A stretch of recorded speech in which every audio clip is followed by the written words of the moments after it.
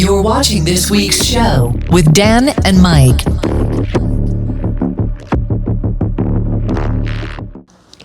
This week's show. Booyah! New season, and we've got news. Guess who, after season 3 finished, hit 1 million views on YouTube? That would be us. Don't get me wrong, that's not just the podcast, that's every last interview that we did before we turned into a podcast channel. Yeah. Make sure you go back and check all of those previous interviews out, because we got some fairly decent... there are some lovely interviews, because we interview lovely people. Yeah, I'm going to shout out one of his best interviews, because it's one of the only ones that exists in video format, and that's Jazz Coleman of Killing Joke. Oh, okay. Because he has not given that many video interviews over the years. No, he hasn't really. I think you could possibly, and obviously call me out in the comments, maybe 5 on video for his whole career. It's normally audio only. That's why it's one of the most popular on our channel then. Yeah. Not only that, but I thought you were going to say a nice one that I had was with the front man of Dub War at Teddy Rocks. I mean, that one is amazing because he goes on like a 30 second rant at the end about how much he loves Mike. Yeah, but how we're doing positive things in promoting new music to people, which is what we do on our radio show. And also the one that catapulted us years and years ago, misspelling Wes Borland's name. He's not called Les. We misspelled his name. It's a black and white interview from like over 15 years ago. Yeah, we were being artsy. Yeah. Not the fact that camera quality back then was absolutely awful. Yeah, but all of our photos that year were in black and white as well. It's like, everything's in colour, we need to stand out. We'll do it in black and white for a year. It worked. And Les Borland. And then we switched black and white for this little troll here. We carried around our mascot for, I think, the next 2 years after that. Oh, at least, if not more. And then people started recognising the mascot more than they recognised us. Oh yeah, you're that guy with the troll. Yes, we are the guy with the troll. We've got the actual internet troll. And I believe just in shot is the creepy older brother wearing the Patriots hat at the very top there. That makes him less creepy. Yeah, no. I took the eyebrows off as well. That would be creepy. Yeah, I put eyebrows on a troll. But we're getting back to it. We've hit 1 million views, and we're so excited. This has been something that we've been working towards for so many years, and I want to just take a minute to shout out the person that you can't see right here. That's part of our team. That's our manager, Heidi. Whoop whoop whoop. And you might be able to hear her. Yeah. And she works tirelessly behind the scenes to do a lot of our posting alongside Mike, and it's been the combined efforts of the whole show that has raised everything up. But she's not the one that's ever on camera, so we want to make sure that people realise that we are very grateful to her for helping us reach this milestone. Not on this camera, but if you follow us on our socials, you'll be able to see her in our... she bosses us around in the other studio for the radio. And reacts to the weird things that we say when we're on radio. Yeah. It was like we were saying the other week, wasn't it? It's like we could not learn lines if that was a scripted radio show. It's all off the top of our heads, and... we make the manager giggle sometimes out loud. And what a lot of people don't realise is we've been friends a good 4 or 5 years longer than the show's been in existence. Yeah. I reckon we've been friends for about 25 years. 25 years, which is why we don't need a script. And when we have done the show as well, don't forget we live in the middle of absolutely nowhere down in the West Country. Rural Shire. Yeah, and we've got to drive hours to get somewhere to do a festival or a gig. So there's a lot of talking on the way up. We've got a long drive this weekend coming. Slamdunk. Finally, festival season is here. 2025's editions are going to be epic. And again, one of the things that surprises me the most is at this point in their career, there's still people that we haven't interviewed that we're managing to get booked. Yeah. See, I mean, Mike has had to arrange press around the fact that I refuse to be in the press area when IC Stars are playing. Else RC Stars. And little Tweety birds. But I've genuinely been such a big fan of them since I got into asking on their first album and like Sumerian as a whole back in the day. And I always loved the weird like electronic pop punk sort of surf metal crossover that is I See Stars. Actually get to see them live. That's Slamdunk this weekend.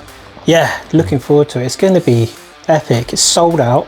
Which is always fun. Always fun. And the headliners are 2 new headliners for events in the UK, festivals. Yeah, we both get to actually enjoy quite a bit of both headliners if we choose to, that we were looking forward to. I thought I was going to have to give up Electric Cool Boy. You weren't sure if you're going to get to see Day to Remember. But they do have only 5 minutes in between the two. But you can still catch 90% of both sets if you want to. So that's probably what I'm going to be trying to do. Also, we have launched something that will start predominantly at Slamdunk. Yes. We have a second YouTube channel now. Oh, greedy. Because it's going to take some time to get 1 million on that. Jeez. But we wanted to do the same thing that we used to do on this channel and make sure there's somewhere that if you're interested, you can watch our full interviews, some of the longer like sort of backstage blogging that we can do as well, some of the behind the scenes stuff. So at Slamdunk, you'll have this one for our main podcast show, but then all of the interviews from Slamdunk will be going up on what is now called Mike James Rock Show Plus One. And we thought we'd call it Plus One because... one of us is always the plus one. One of us is always the plus one. Though this year it's looking like me and you are the sort of main attendees, and then our plus one is our dear manager. So thank you to all of the press so far that have let the whole team come, because we had so much fun when it was the 3 of us at a festival last year. Yeah. Me and you knowing what we want to do in the press area and backstage, doing interviews and little snippets. But the only problem with maintaining what we do there is that it sometimes means we're a bit lax on being out in the actual festival, seeing what's going on. And if it's only the 2 of us, then it's only one of us on camera, because either that we're just walking around arm in arm with like selfie mode, kind of, can you get us here? Look behind us. It's like, don't need to do that now. No, and the selfie era for both of us, I think, we probably ended a few years ago with the selfie competitions at Download that we used to do. The one I won with Ice-T. Oh no, I won it with Maria Brink. I nearly got beaten up by her bodyguard. It was amazing. You did actually, to be fair.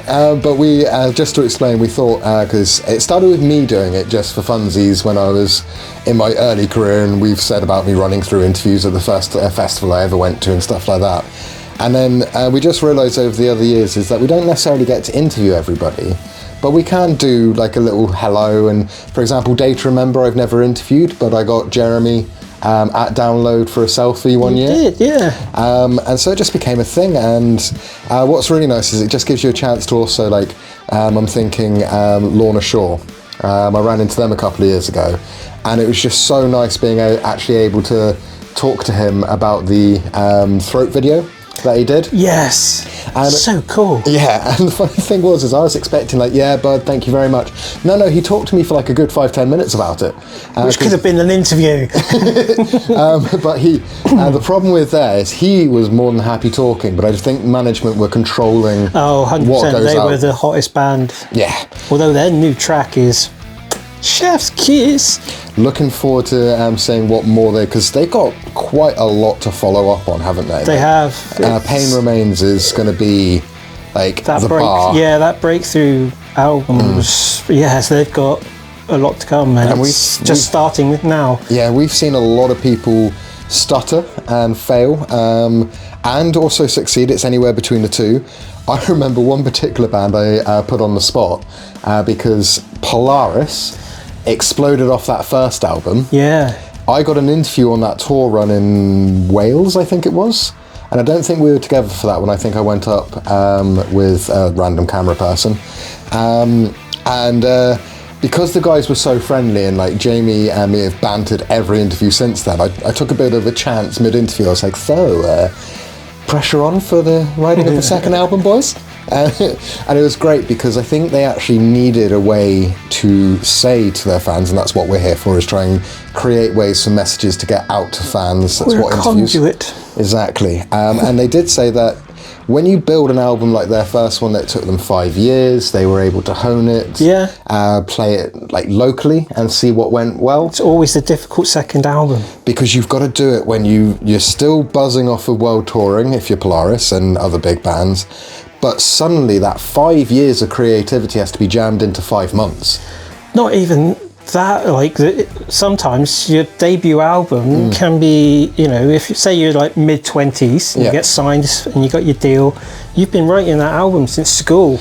Oh yes. And it's all about your life growing up kind of thing, and then second album comes out and all you've known for the past couple of years is touring and industry and learning stuff. It's like, this is why I think around about albums 4 and 5, bands tend to find their sound, which will then take them forwards, but they also go in a bit more of a commercial direction because they realise we're good at this, but we have to have longevity in it, so we need to be able to make some money off it and do it live for more dates than they're used to. A great example, because he's talked a lot about it in previous interviews over the years, and it's in his writing of his songs, as Danny Warsnob, is a lot of the first albums were this rageful teenager.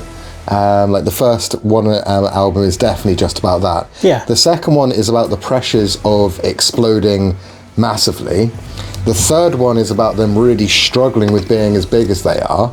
The fourth one is not Danny. And then the fifth one is all... The second fourth one. The one that we didn't talk on is he goes back to talking about his personal journey and how difficult it was, and like Into the Fire is all about returning to the big band that he was part of, because We Are Harlot didn't do badly. They were good. They had some couple of good tunes, but never as big as Asking. And coming back to the Asking fold was a huge thing. I mean, I can still see once Ben has got through the early years of wanting to catch all of the firsts with his kids, I can still see him potentially coming back at some point, because that was his band. It was, yeah. And the way that the other members still talk about him, there's no bad blood there. There's just love and support. Talking about that, because I want to shout out something, because we're at the age where we understand this a little bit more, is this week there was an announcement which gutted me, because I was meant to see them on the Falling in Reverse tour, and it's the fact that Our Last Night are hanging up the live cape. They're still going to be making YouTube music and still making music, but they want to actually, and I love what they put it, because it was in the release, is they want to be good dads. It's fair enough. And I love that. Like, that's such a good reason to hang up the live cape. But I also think that Our Last Night have carved out a niche that most people don't manage to, which is, for us with our feature on the radio show, that should cover it. They are like a gold mine of cover tracks. Yeah. But they've got really big off of the internet side of things. So, I mean, what's really funny is years ago, and one of the reasons I wanted to interview them is because I always wanted to find out the thoughts behind one of their first ever music videos, which is called Escape. Because when it was recorded, which I think is around 2005, 2006, that was when you had really gritty metalcore sort of stuff. And I loved what they did, because they basically went to a local river and set up the band in the river. And then the whole music video is just them stylistically playing like through the water. Shocking. But essentially they beat up a stream, which I thought was really funny. And I always wanted to chat to them about it, because they've changed so much over the years. It's like, do you ever think back on a moment like that? And like, what do you think of your early work now? But unfortunately their last tour is just American. So might see if I can get them on Zoom, because for sure. I just want to chat to them, like, again, and partly say from just an industry perspective, fair play to the choice that you're making as well, because I'd have said the same to Ben Bruce when he quit, because it was a good reason to come out of the music industry for a while. So life. I mean, if it wasn't for him and for her over there, I think that at points life would have got in the way a bit too much for me, and I may not have been doing this anymore if you guys hadn't supported me as much as you have getting same through. with me, man. There's been a whole bunch of times I'm like, namely the last year when I got flooded out of my tent at Download, it's like, why the F am I doing this? It's like, I've interviewed all these bands, I can interview them from my home in gorgeous clarity across the interweb. It's like, Why am I sat in a tent at 4 a.m, sopping wet? But no, I just love it. It is one of those things. I mean, don't get me wrong. I have over the years upgraded the way I stay at festivals. Well, yeah, your tent's got wheels now. My tent does have wheels, and is either really cold at night or really warm during the day. But that's how we roll. It is. But no, it's the thing is, and part of the reason we want to say this is it doesn't matter whether you're a musician and you've got like that type of career, or whether you're just struggling with normal stuff. Don't ever look at people bands and think that they're all that much different. You can be standing in front of 15,000 people and still half your brain is on your newborn back at home and the fact that you're missing them. Work is work. Work is work. And doesn't matter what you're doing. You can be working at McDonald's and you still be missing your kid, or if your heart's not in the job, it's just a case of you're working because you have to pay the bills. It just so happens that we're in the industry where the job that pays your bills is going on the road and playing music to people. Yeah. And that's a struggle, because if you've got a 9 to 5, at the end of each month you're going to get X amount of money, and that'll be the same every year until you quit, kind of thing. Whereas if you're in a band, you could release an album and it goes like that, but you release your next album and it's like, well, shit, we've got no money coming in because that bombed. And then the label's going, should we drop you? Are you going to go back to working, Well, don't forget, we've watched bands completely fall apart at the end of Roadrunner as sort of the download. And the example which they even knew how many illegal streams of their album happened, and it was Mutiny Within.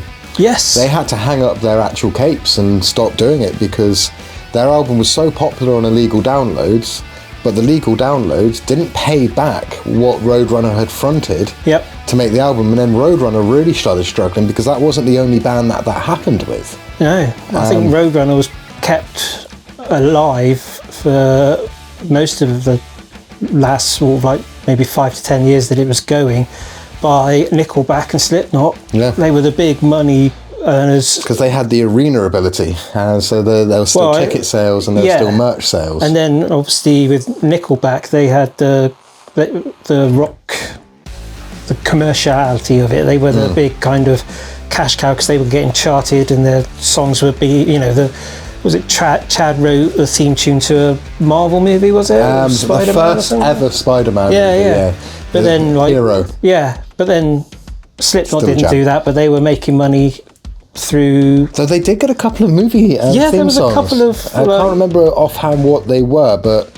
Because it wasn't the main theme song that went, globally into the top 10 because it was in a Marvel film. I mean, this was also the era where theme songs were really regarded. One thing that makes me laugh is if you still search My Heart Will Go On by Celine Dion, it's called the love theme to Titanic. Even in the name of it, it's love theme from Titanic. You would know that because you're a big Celine fan. Absolutely massive. That girl has got some ability to sing, and it's really a shame what she's been going through recently as well, because she's facing a lot of health problems. Isn't it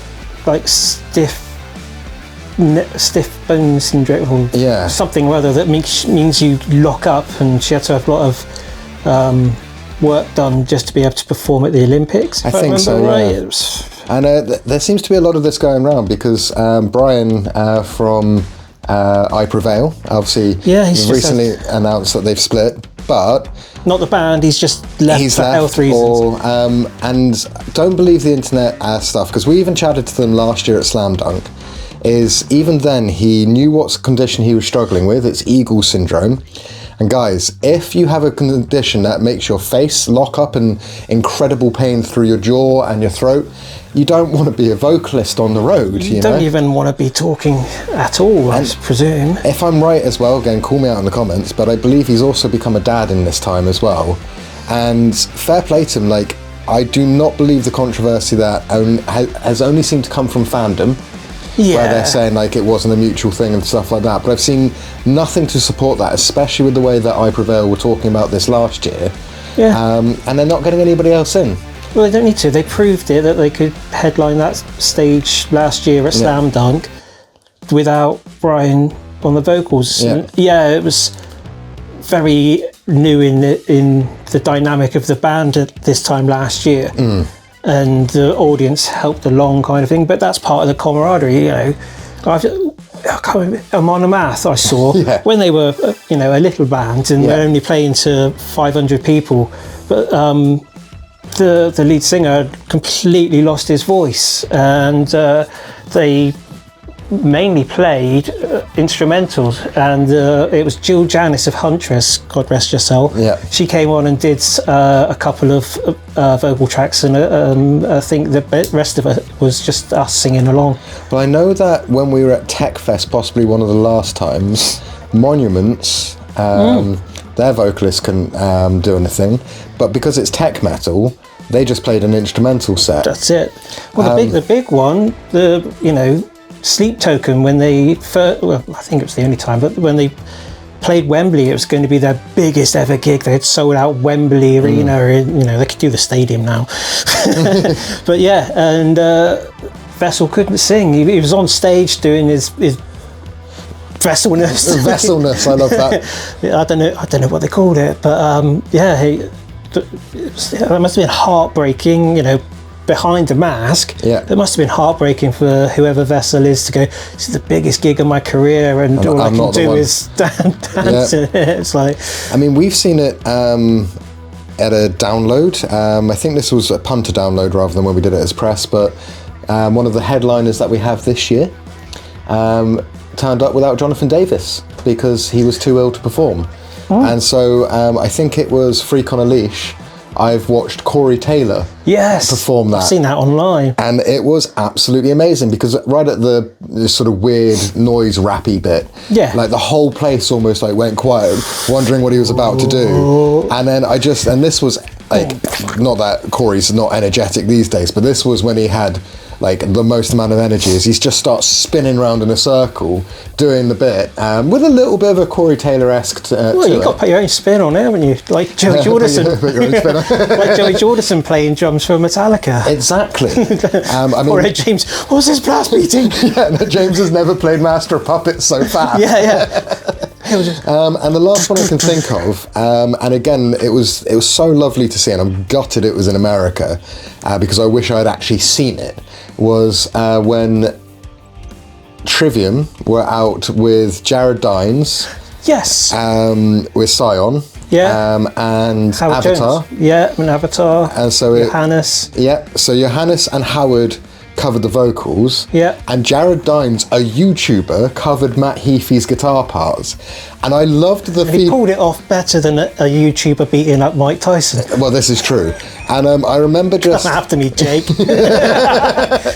You see a spike now in our views.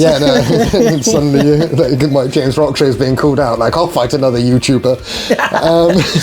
But the thing I loved about that was Jared's response, because he got quite criticised at one point, because rather than rocking out like Matt Heafy does to the complex song that he wrote himself, Jared was often looking at what he was doing. My fingers in the right place, am I hitting the right place? And he just put up going, guys, I'm a YouTuber trying to play one of the most complex guitarist work live on stage. Give me a break. I would rather play the notes right than necessarily rock out every second. It was either rock out, hit the wrong notes, get slammed by the internet. For that. Or get slammed by the internet for what he did do. It's swings and roundabouts, but it makes those gigs unique. That's the thing. If something goes wrong, I remember when I was... knee-high to a grasshopper? Maybe a big grasshopper. Teenage grasshopper. Prodigy headlined Glastonbury's main stage. And it was a wet one. It was one of the wettest ones. And at one point, the stage went and just listed over. So everything turned off. Part of the stage just sank. It was that wet. So they couldn't play because they're an electronic band. Microphones still worked. So an old British comedian called Dennis Pennis, who you may remember, some of our viewers may, go and check him out. He was a proper prankster before kind of Jackass pranking. Jackass. And he just came out and did some sort of jokes and just basically kept the crowd hyped, as only a red-headed man could do. And It was probably about half an hour or so, but the Prodigy came back on afterwards, and it happened. Whole place went nuts. Yeah. Do you remember talking about festivals being rained off? Do you remember when we were at Boomtown, and I think it was Limp Bizkit? It was Les Borland again, wasn't it? Les Borland. The top, yeah, it absolutely hammered down, didn't it? And just before their set, and like a puddle in the canopy above the stage. And it just... about 10 songs into probably only about a 15-song set, 'cause they were quite close to finishing. They were close to the end, yeah. And the thing just couldn't hold the weight of the water anymore. Bosh! And what I love, and this is... Straight over Les's, Wes's amp rack and pedals and... And immediately Fred Durst went, we're not risking people's safety to carry on. Really sorry, guys. This is something that we can't avoid. We're walking off stage. Yeah. And and the thing I love about places like Boomtown, Bloodstock, Download, is they only got cheered. Nobody booed, because you just watched all of this equipment just spark everywhere. They walked off stage and it was smouldering without any smoke effects or anything. We're going to have to go and get some new amps tomorrow then, boys. It reminds me of, I admittedly got a bit too drunk after this to remember much else, but that Trivium headlining Bloodstock. Yeah, which they're doing again this summer. Yeah. And Corey getting electrocuted. He did, didn't he? And like proper, like Spinal Tap on The Simpsons style electrocuted. And what was amazing is that he stayed on stage to do vocals to give Matt that support. And I still remember Matt just turning to the crowd going, guys, we can either walk off stage and get this sorted. He's like, or I can hybrid 2 lead guitar lines that I wrote. He's like, I think I can probably, he's like, as long as you don't mind a couple of mistakes here or there, he's like, I reckon I can give you the next couple of songs on the fly, adding the 2 lines together. And I have never ever seen him play so fast, because he would jump from his line into Corey's line, and then back to his line. And genuinely, it's one of the reasons I love Matt Heafy so much, is because the boy's brain is just, for a kid that got on the Ascendancy album so heavily criticised, he's ended up being one of the greats of our era. Absolutely. I agree, and we'll see him this summer at Bloodstock Festival. I cannot wait. It's going to be amazing, and I will be sober for that one, because I am now sober these days, so I will remember every song. There we Rather go. than getting so drunk I ended up throwing up in a Portaloo for like 2 hours. I have the photos. Yeah, no, not inside the Portaloo, thank goodness. Oh God, no. No, but me afterwards, because I had a little insight into drunk Dan handling his drunk at festivals. If I had done a little bit of a sickie, and this was the same at Sonosphere, a couple of downloads, and Bloodstock, is I would then fall asleep outside my tent just in case I threw up again. Or after Trivium at Bloodstock, fall asleep outside the cubicle. That's where the photos are. Yeah, that was a fun time. Anyway, we've got to look forward, not backwards, because we're going to Slamdunk in a few hours. It is going to be a few hours by the time this drops. Exactly. So make sure that you find us on all social media. We've got a active Facebook, TikTok, and Instagram. We're not really on X. There is an account that I haven't deactivated yet, just in case we do decide to join that cesspool at some point. But you can find us on the other 3. The big, the big ones. And then if you're watching this on YouTube, there's going to be lots of behind the scenes shorts going up. We've got the +1 channel that's going to be in the link below. So you can like and subscribe to that one and this one. All the liking and subscribing. Please. But if you see that we're interviewing a band that you really like and you want to watch the whole thing, there is now a place that's nice and easy to do that. Well, if you're on Spotify, all the playlists are there. All the playlists, including all the tunes from that week's radio show. But if you want to hear what we get up to on the radio, that is on Mixcloud. That's Mixcloud, yeah. And all of those links are going to be down below. Every show they should be down below anyway. But yeah, make sure you follow everything that we do. And thanks to you guys, literally you guys, we've hit 1 million views on what we do. And for 2 dudes that live in the, like I said, the middle of nowhere down in the West Country, it's a big bucket list moment to hit that. So thank you very much. Don't know really what to say. Please help us grow. Yeah. Let's get to 2 million. Let's get to 1 million subscribers. Yeah. Make sure that you do subscribe, because it does actually help our algorithm, and then we can push more out to people. And like I say, if there's bands that you want us to interview at the festivals that we're at as well, you can also comment below and let us know who you think we should be interviewing as well. Yes. And why. especially somewhere like Bloodstock, where they support the underground bands that we might not even be aware of because they've won the Metal to the Masses in 100%. somewhere or other that's not local to us, because there's so many Metal to the Masses that we only really pay attention to the local ones because they're always in our feed. They're like the local feeds, but there are ones all around the UK. Yeah. And go out and watch these things, because you know, I mean, we've been for a part of that. for a fiver or tenner or however much it costs, you could see tomorrow's headliners today, basically. And we've done that. Like we mentioned it on another one. We've watched Loathe from when they played to middle of the day on a middle stage at Tech Fest to headlining the HMA Heavy Music Awards and just absolutely slaying it around the world. And Evil Scarecrow, they started off Metal to the Masses at Bloodstock, worked their way around, and then played quite high up on the billing on the main stage at Bloodstock. So, you know, support the local scene, support the venues as well. Because it will become your national scene. At some point, somebody would have watched somebody like Bullet for My Valentine in a tiny pub in Wales somewhere. Admittedly, there was a talent scout there, which is why they got their contract straight away. But there was, at that point, we've watched Dragon Force just before they exploded around the world in a 200-cap venue. I've seen Electric Callboy play the same venue that I was on about just now with the Monomath down in Plymouth. It's only about 300-400, maybe 500 tops at the time. But Electric Callboy played there when they were known as something else. Yeah, and a fair play to them for changing that. And do you remember Asking Alexandria, pre-Danny Warsnop, 60-cap venue in Exeter that no longer exists? Still didn't sell it out. And now look at them. Worldwide band. Yeah. They do some ups and downs. I'm very interested for what they're doing next, because they freed themselves of the record deal that they weren't particularly happy with, and now they're their own agents again, and Asking are a force to be reckoned with when they're not shackled in by things that they're not enjoying. Exactly. So anyway, lots of love. We will see you at Slamdunk next week. Welcome to season 4. Thank you so much for watching this week's episode. We're still blown away about the fact we're on 1 million views. Make sure that you do subscribe and hit the notification bell so that we keep those views coming up. And of course, we're off to Slamdunk. So this is where we started the podcast last year. We cannot wait to get back there. Got a few extra bits planned, lots of behind the scenes stuff. So make sure you follow us on all networks and tune in next week.